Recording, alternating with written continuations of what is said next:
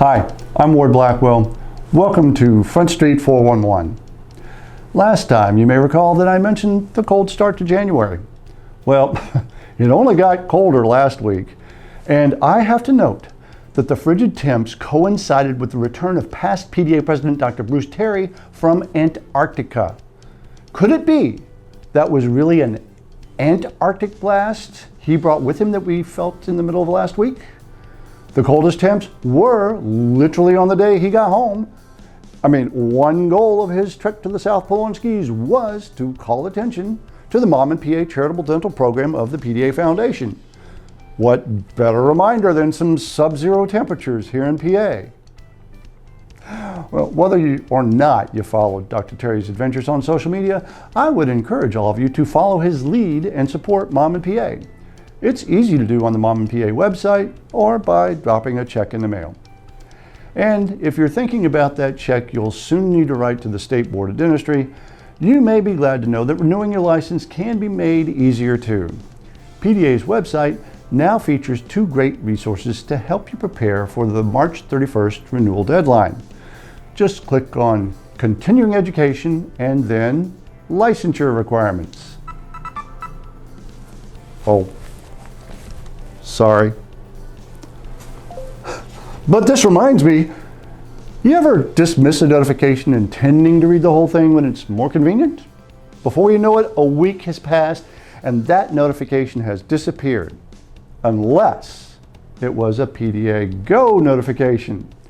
PDA's app now has a notification hub that's accessible from the More tab.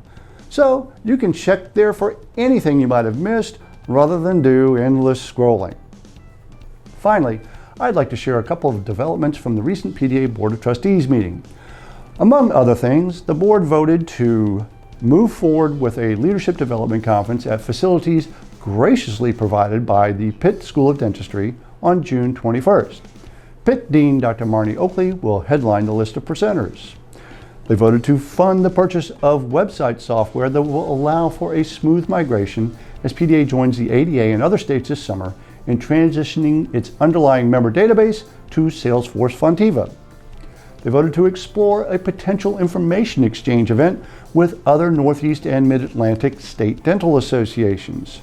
And they voted to declare the PDA officer candidates to be elected by acclamation, since both Dr. Jim Tauberg and Dr. Jim Mancini ran unopposed in their respective races. Finally, they voted to elect the individuals you see listed here to positions as at-large delegates and alternate delegates representing PDA in the 2025 ADA House of Delegates.